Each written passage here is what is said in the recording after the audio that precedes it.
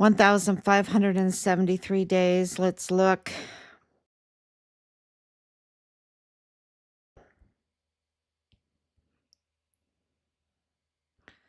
Make sure it's all working. Okay.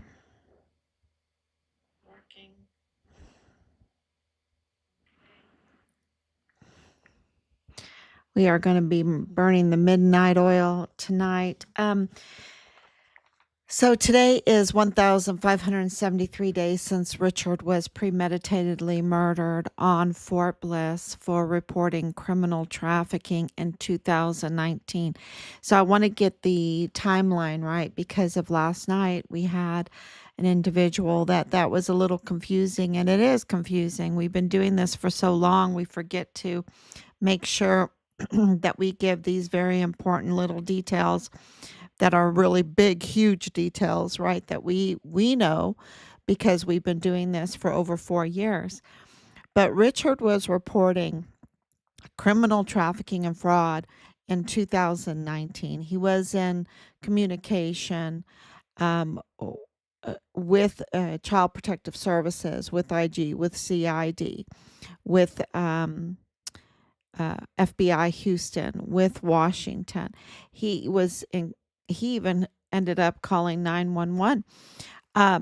So he was absolutely reporting the criminal trafficking in 2019, and President Trump was the president at the time, and they responded, and there was ongoing active investigations at that time, and audits. And we know that because the generals told us that there were audits going on, that the barracks were flush with weapons. That's their words.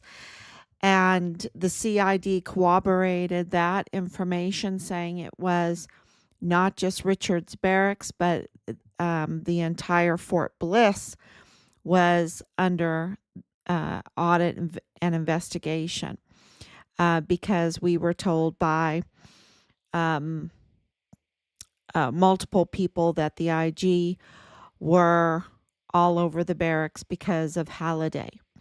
So that is very important information about 2019, because as you see the timeline, starting in January, they started to retaliate against Richard and isolate him.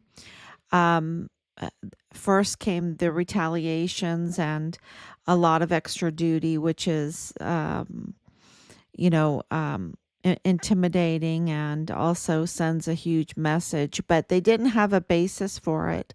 And we've spent 4 years telling everybody what our investigation has found, what evidence confirms that they did not have a basic basis for the retaliation, the weaponization of the system, of the tools that we have entrusted to them.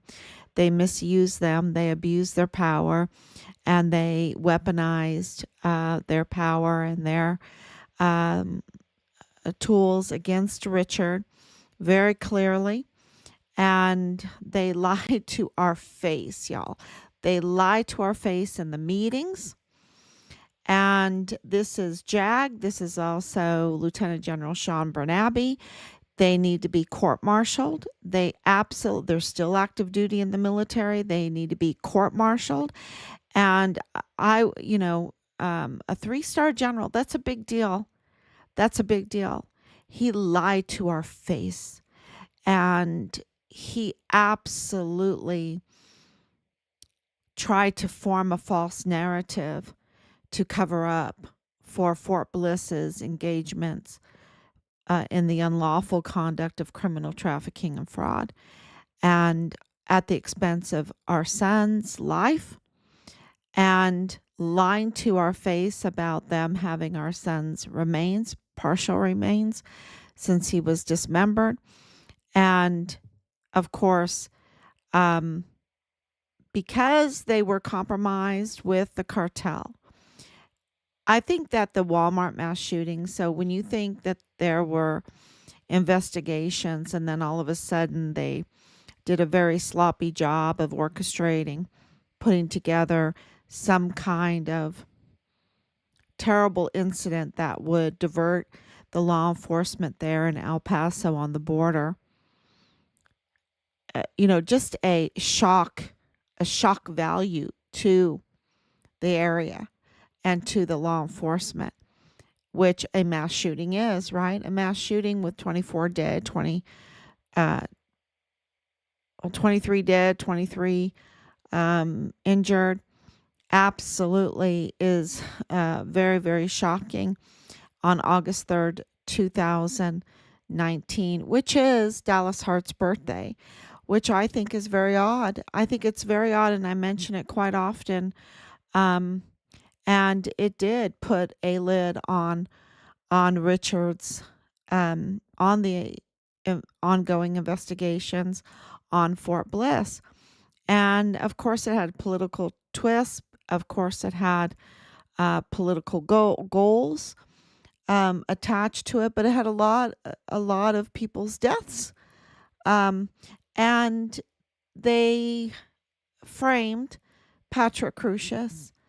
100% they framed Patrick Crucius because we have the hard evidence that confirms that he did not have the mental capacity to carry out a crime such as this as a lone shooter, that he was not and is not racist, um, that he's not a white supremacist, that the manifesto needs to be uh, v- very much so investigated for who did it, because it was uploaded shortly after this, minutes in his car on his computer. I don't buy any of that. And we also have, and get this, we have confirmation that Patrick Crucius tried to surrender himself earlier in the day, and that the law enforcement turned him away, and then he came back, and then they arrested him without reading him his Miranda rights, without bagging his hands for evidence. He had very clean clothes on, very clean shoes on, which in that scene, if you could only imagine, your shoes would not stay clean and your clothes would not stay clean in that situation. Um, so there is ample hard evidence, a lot of witness testimonies that we have read, the whole car situation. There is very odd things going on with photographs of his car. There's so many irregularities that you suspect then that they were tampered with. So many things were tampered with. And if you have been paying at all attention to Richard's case, knowing how much was tampered with in Richard's case and his file being tampered with, and the investigation being tampered with, and obstruction of justice, and I think very early on, our evidence that we have been given, the audio recordings and also documents that we have been receiving lately. I think this election is a huge shift, and people now see that, there's a new sheriff in town. And but what's really interesting about this evidence coming forward is when I look at all the names and I asked to even find Richard Halliday, wow, these names are pretty familiar and everything. And go back to our phone logs and that, all the retaliation that we have undergone, the bullying, the harassment, the threats, and everything. Wow, there is like more and more connections going on. And what it seems like, and I'm just thinking out loud here, which may be not a good thing, but it seems like very early on, not just now after the election, but early on, they were ratting each other out.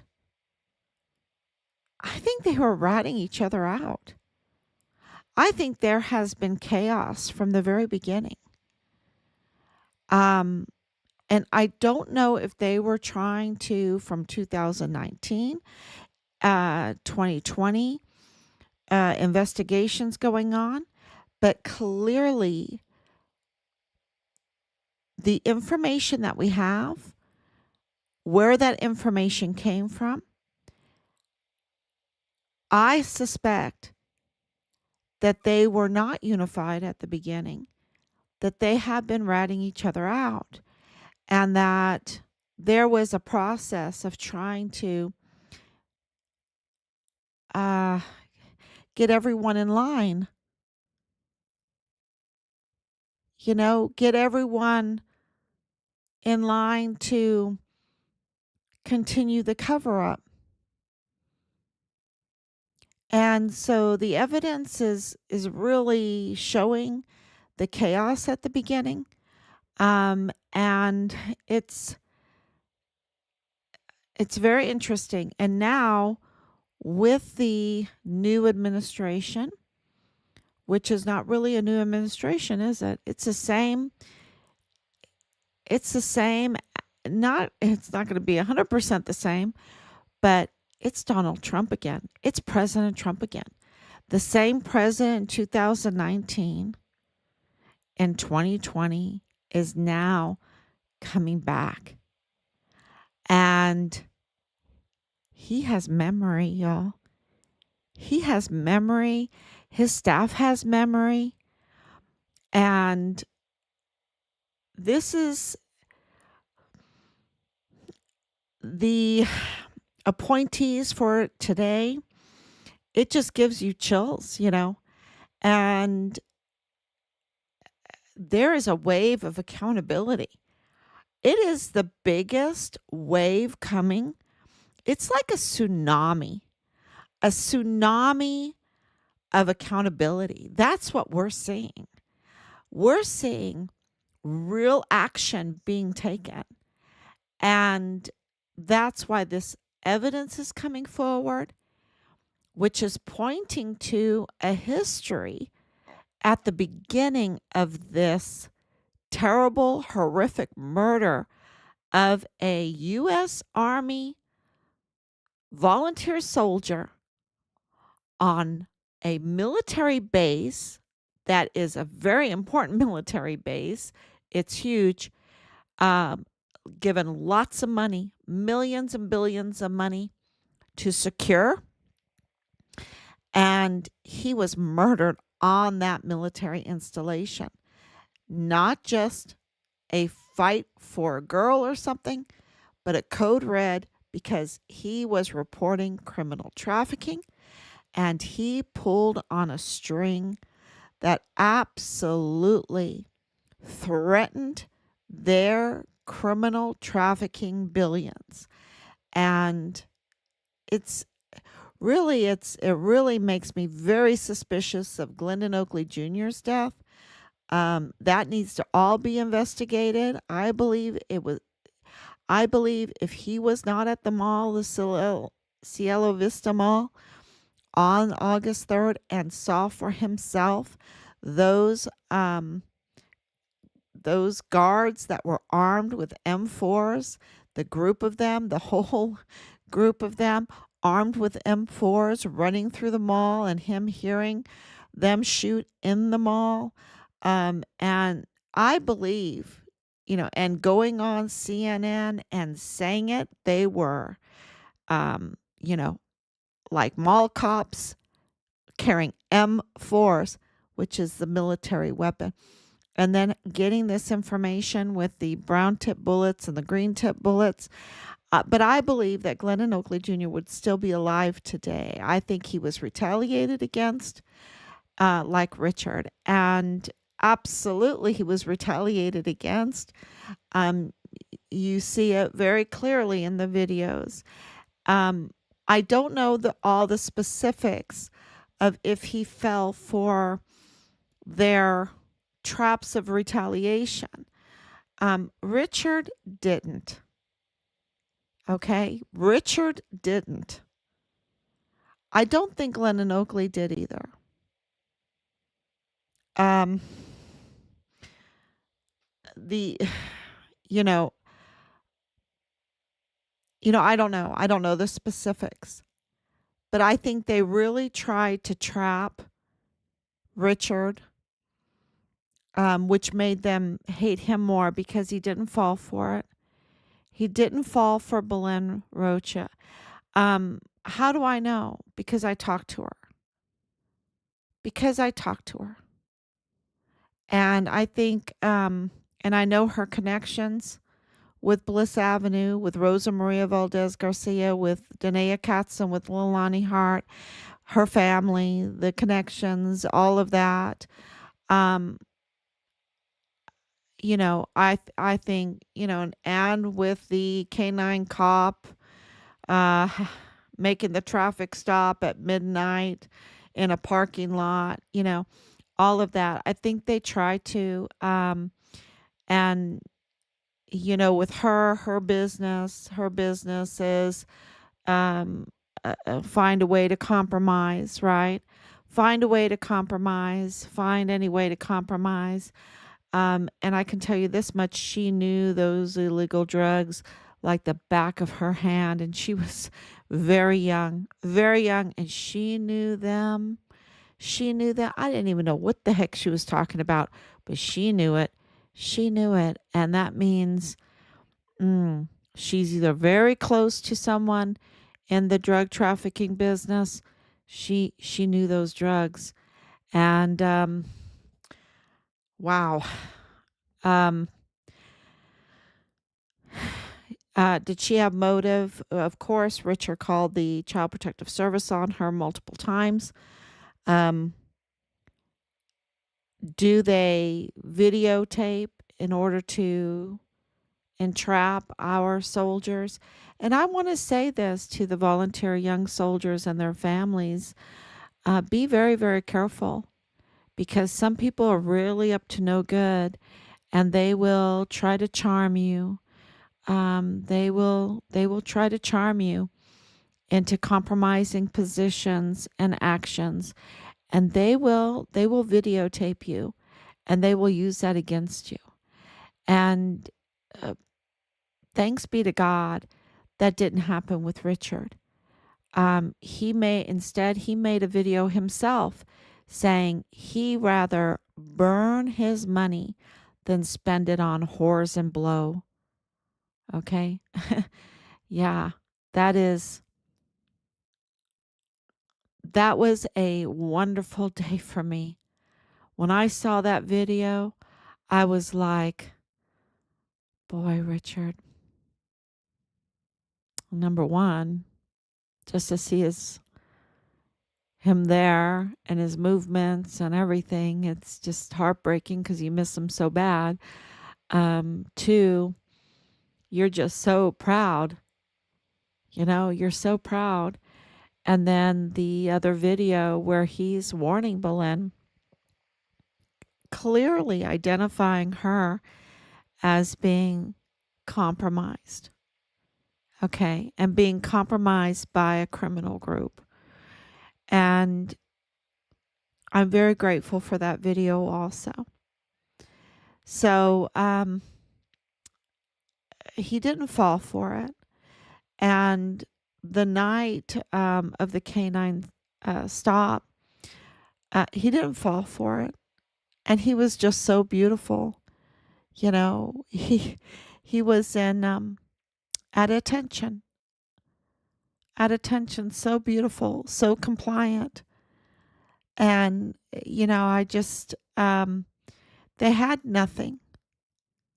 They had no basis. And all of the retaliation that they used against him clearly was unlawful, clearly was criminal, and clearly was an act of hate. They're hate crimes.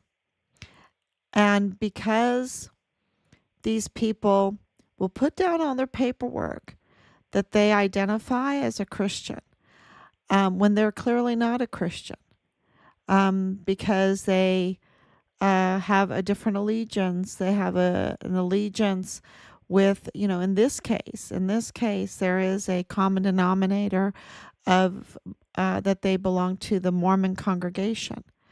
They're very connected with the Mormons and are Mormons.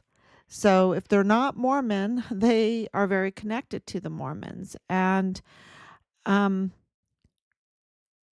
so I believe that this was a hate crime against a Christian, because that was one of the very first things that were used against us. And if they used it against us, clearly they used it against Richard. And he held his own, but they absolutely committed a hate crime against him and murdered him. And they gave Patrick Crucius 90 consecutive life sentences for a hate crime.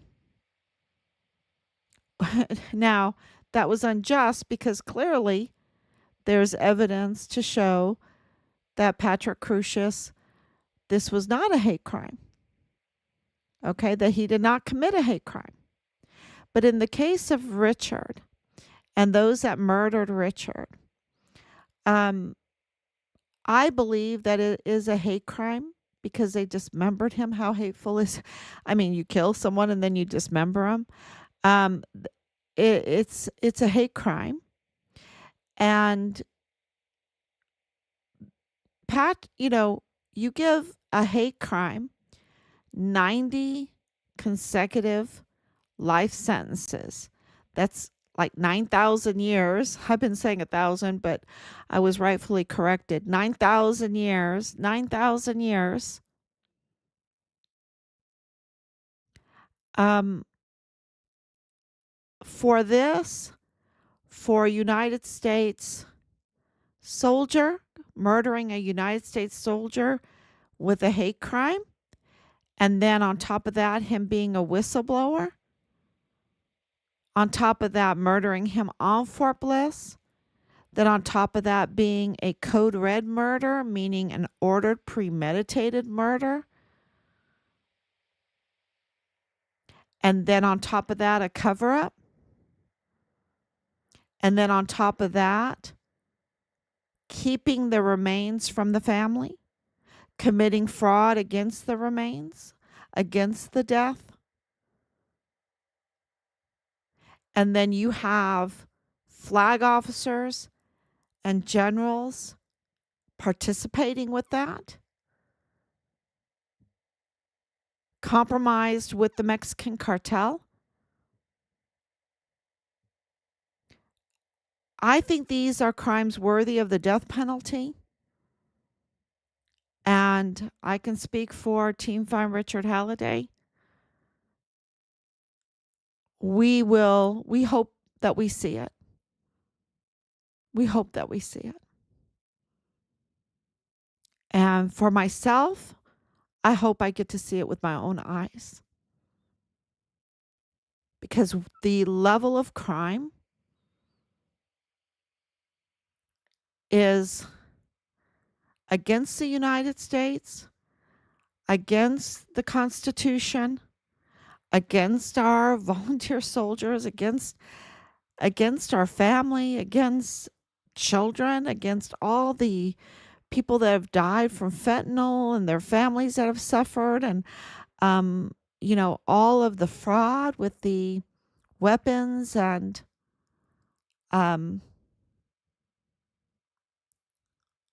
ammunition. There is no wonder that at the beginning of this, because they knew the level of crime that was committed and was being committed, that there were those that were ratting each other out. And, I don't know. Um,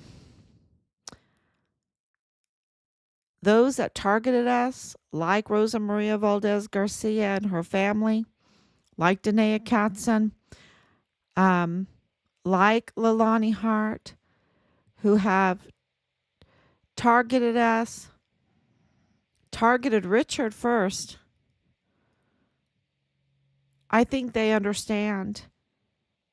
I think First Sergeant Paulin, Jay Paulin, I think First Sergeant Michael Ruggieri, no wonder he was his wife is so angry and he's so angry. They did the best that they could to try to intimidate us, bully us, to make us go away, to make it as hard as possible for us to get justice, to not even talk to us. I think that they understood the level of this crime and that they were facing either life imprisonment or the death penalty. And now, with this tsunami of accountability building up, I mean, the earthquake underneath this that is building up this tsunami is um, evident, evident everywhere. And so now, with getting the information, getting the new evidence that we received today, that I'll talk about it tomorrow night because all of those documents, the authorities have to be able to, um, respond to our filings, and then absolutely, I will discuss and put more of these audios out because one audio I think I'm going to turn into a song, even though they're blocking the songs now.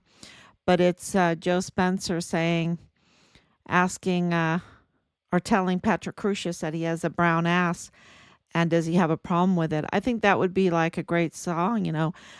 Joe Spencer has a brown ass. And he's and Patrick Crucius doesn't have a problem with it. It's like, is that what a lawyer does? Is that what a lawyer does when he comes in and talks to his client? I that is just so absurd. And it just shows you the unprofessional or the immoral, the no integrity, I, I have to think of the right adjective for Joe Spencer for doing that. And that's in the audios, y'all. It is sick. Well, is sick the right word? It is disgusting. It is that's that's what you say to an autistic young man that we were right. We were right about him being nonverbal. Because that's in the audios too. His verbal ability is uh, it would he needs a whole team of medical people around him. And because we have been paying for this case millions of dollars of federal and state tax money, right? I think we should know what the heck is going on. I think it should be transparent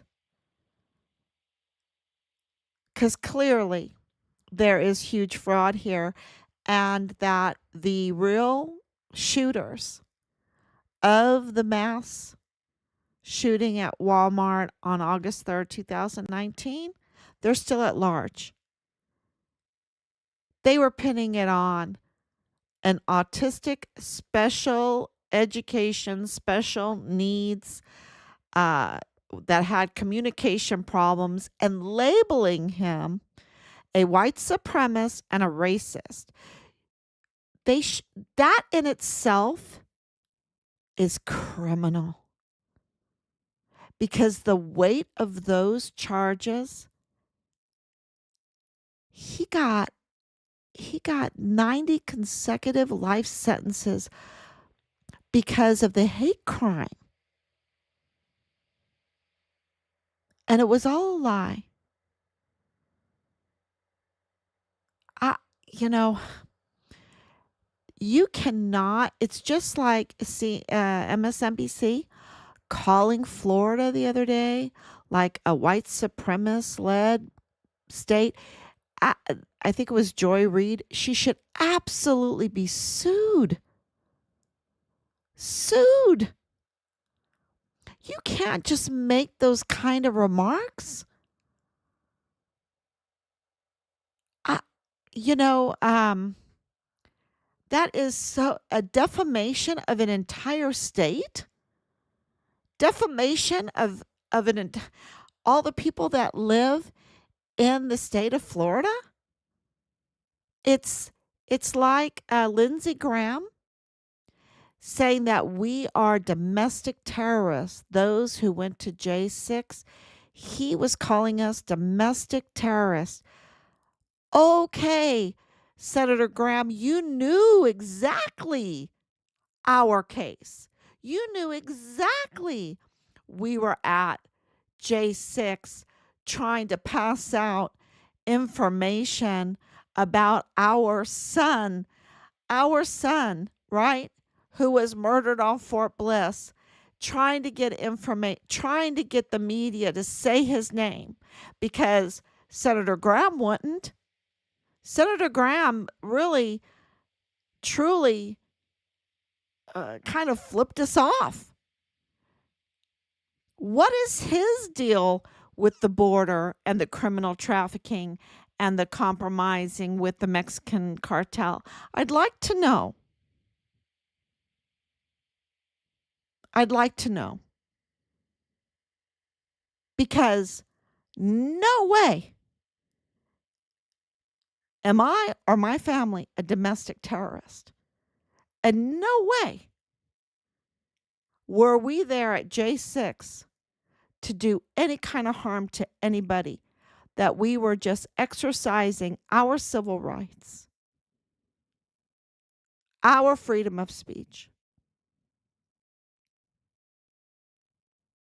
and our duty as parents to try to get our nation's capital to care about a whistleblower soldier that was murdered on Fort Bliss. So, yeah, um, I don't know what's going to come out with that one, but I'll never forget it. And I cannot believe that anybody that was voting for President Trump was called a Nazi. Am I even allowed to say that on it's like they're allowed to say it and it gets spewed everywhere.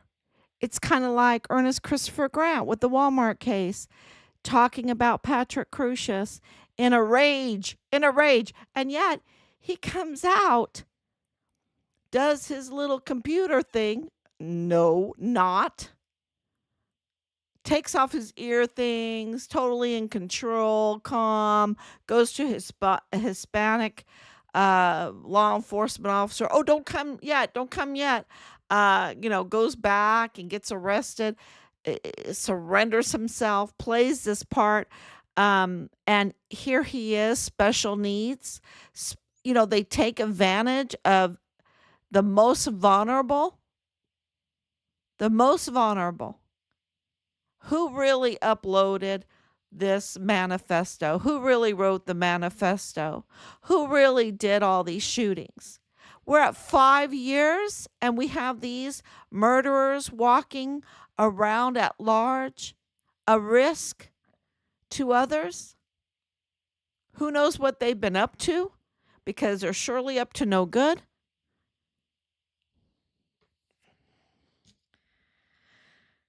Thank you, Suki. Thoughts and prayers always with you and yours. Justice for Richard. Thank you so much. Um, and justice for El Paso. Can you imagine? Look at what El Paso has been through. A usurper DA, a duly elected DA that was attacked unlawfully, unjustly, right? A fake chief medical examiner who is getting paid taxpayers' money from them of $430,000 a year. Like, really? And he's illegal and he's fake and he's the one that handled the remains of the Walmart mass shooting victims. There, that's a setup. And then you have the El Paso criminal law magistrate court with a whole panel of illegitimate or individuals with no authority that are putting on the black robe and putting a gavel in their hand and calling themselves judges without any authority at all, and ruling over people's lives with no authority because somebody appointed them. Well, look, their appointment counts for nothing because the Texas Constitution is the law, not the person that appointed them.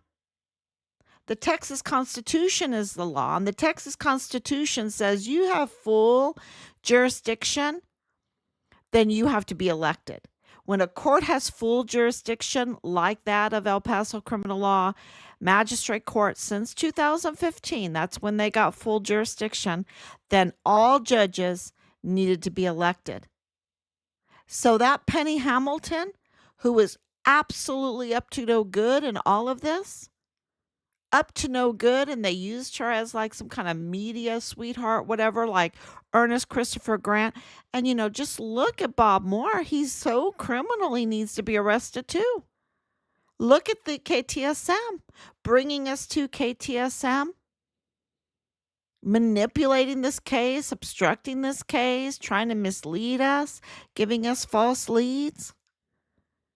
And all the while, Danae Katzen was part of Rosa Maria Valdez Garcia's family. The fake, well, number one, she's not a witness. She was in Mexico. Number two, she's not a victim. She's not related to a victim. She divorced him, one of the German there, Gerhard, Alexander Gerhard Hofmann. She divorced him in 2001. It's like, oh, wow, I want some of that money. Over $12 million in Walmart victims funds. Who got that? Where is the transparency in that? I want to know who got that money.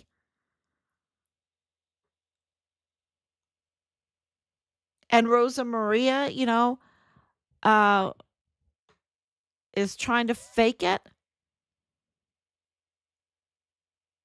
And her daughter's trying to fake it.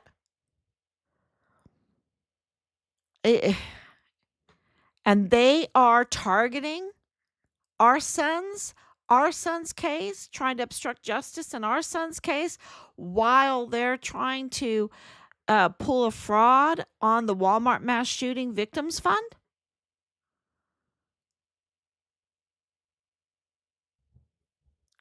It's it is really the lowest.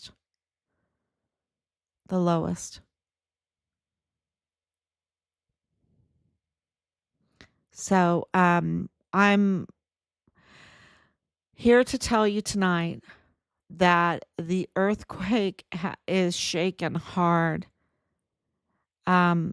Christmas is coming up. It's a good time to put Messiah on, where the Lord is shaking. God is shaking. And the huge tsunami of accountability is building up. And I think it has started to come. I think it started to come.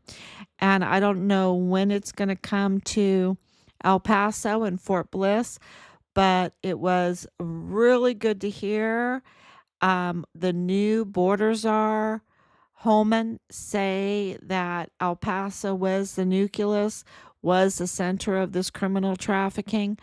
We're right about what Richard was reporting. We know because he told us it was so bad. Um, and, you know, we're right that Patrick Crucius has a verbal problem. We are right that he had autism.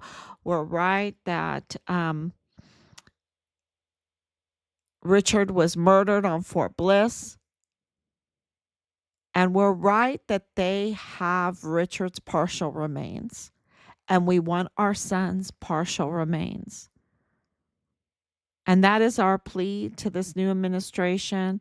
When they ask, what do you want first? What do you want first? We want our son's remains.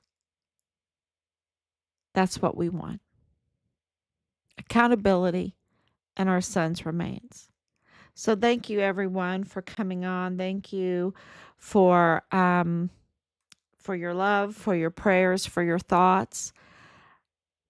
It is an exciting time and a very emotional time. It really is. And we're working very hard behind the scenes to continue to file and document everything that is coming into us and getting on these live streams to share them with you. Thank you so much. Please share them further since we are being shadow banned. Since people don't want to say Richard's name, please say Richard Halliday's name. He's so beautiful, y'all. He's so beautiful. Richard Halliday, the beautiful whistleblower, Fort Bliss soldier. And we need to say his name and remember him and his courage and how he withstood their traps. And he is absolutely a soldier with integrity. And we're so proud of him, and we want his remains, and we want to honor him like he deserves. Thank you so much. God bless you, and I'll be back tomorrow, God willing.